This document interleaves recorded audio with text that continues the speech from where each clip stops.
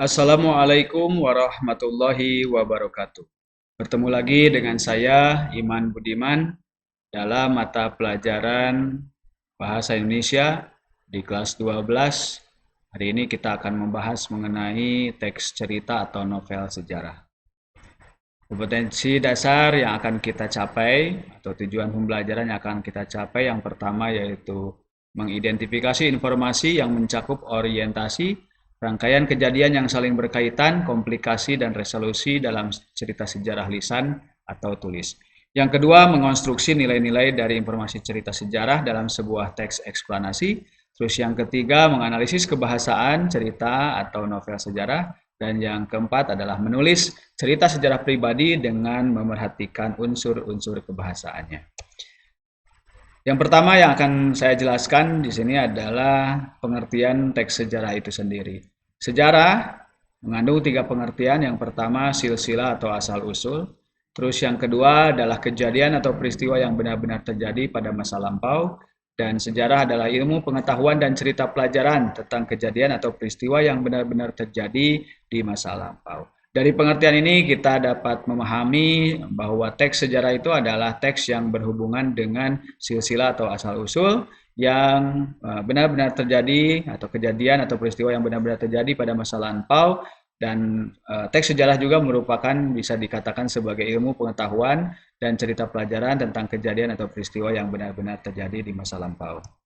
Yang kedua, klasifikasinya. Klasifikasi teks cerita atau novel sejarah ini terbagi menjadi dua. Ada teks cerita atau novel sejarah yang tergolong ke dalam atau diklasifikasikan sebagai teks eksplanasi. Yang kedua, diklasifikasikan sebagai teks narasi.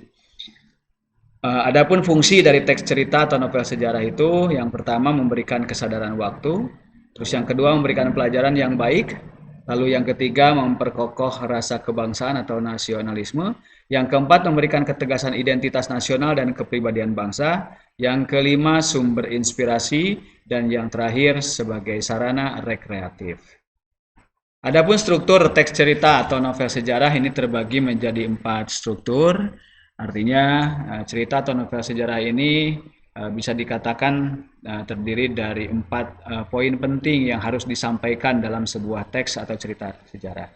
Yang pertama adalah pengenalan atau orientasi, terus yang kedua rangkaian peristiwa, yang ketiga komplikasi, yang keempat adalah penutup atau resolusi. Pengenalan orientasi ini biasanya berisi tentang pengertian atau definisi luas tentang peristiwa yang terjadi. Pada bagian ini juga disebutkan waktu dan tempat terjadinya peristiwa, atau mungkin juga disebutkan mengenai pelaku-pelakunya. Apabila sejarah itu tentang perjalanan hidup seseorang, yang diperkenalkan adalah identitas umum dari tokoh tersebut. Nah, yang kedua, di struktur yang kedua ada rangkaian peristiwa. Nah, ini rangkaian peristiwa ini harus disusun secara atau dalam bentuk urutannya harus kronologis, artinya harus tersusun dari mulai urutan waktu yang paling lama ke urutan waktu yang paling baru, kan gitu ya. Terus yang selanjutnya peristiwa-peristiwa yang terjadi dalam teks sejarah atau cerita sejarah atau novel sejarah ini harus mengandung beberapa unsur, yaitu 5W1H. Yang pertama apa temanya, terus kedua siapa pelakunya, terus di mana tempat terjadinya, kapan waktunya, lalu bagaimana proses kejadiannya, dan mengapa atau sebab dari akibat peristiwa yang terjadi dalam cerita sejarah tersebut. Terus struktur yang ketiga itu disebut dengan komplikasi. Nah, di komplikasi ini itu biasanya berupa peristiwa yang merupakan puncak masalah yang dihadapi dalam sebuah peristiwa atau puncak masalah yang dihadapi oleh seorang tokoh dalam sebuah cerita. Ini yang disebut dengan komplikasi. Lalu yang terakhir strukturnya yaitu ada penutup atau resolusi. Nah, resolusi atau penutup ini adalah bagian akhir cerita, ya. Isinya biasanya berupa akibat atau konsekuensi dari rangkaian peristiwa yang terjadi sebelumnya. Misalnya berupa kekalahan, mungkin kemenangan, kematian atau penaklukan. Mungkin pula pada bagian ini berisi kesimpulan, komentar atau evaluasi atas peristiwa yang telah diceritakan. Yang selanjutnya, dalam cerita sejarah atau novel sejarah ini terdapat nilai-nilai yang bisa kita raih, yang bisa kita ikuti, yang bisa kita teladani. Kalau memang itu nilai itu baik dan harus kita hindari atau kita hilangkan ya dalam kehidupan kita ketika nilai-nilai itu tidak baik. Nah, Nilai-nilai yang ada dalam teks sejarah atau novel sejarah itu terbagi menjadi 5, ada nilai agama atau religius, nilai moral atau etika, yang ketiga nilai sosial, yang keempat nilai budaya, dan yang terakhir adalah nilai estetika. Nah, nilai agama ini berhubungan dengan benar salah, halal haram, pahala dosa, dan nilai lain yang berhubungan dengan nilai-nilai agama atau religius. Terus yang kedua ada nilai moral atau etika, ini berbicara mengenai baik tidak baik, sopan tidak sopan, santun tidak santun, dan nilai lain yang berhubungan dengan moral atau etika. Terus yang selanjutnya ada nilai sosial. Nilai sosial ini berbicara mengenai akrab tidak akrab, harmonis tidak harmonis, dekat atau tidak dekat, dan nilai lain yang berhubungan dengan nilai-nilai sosial.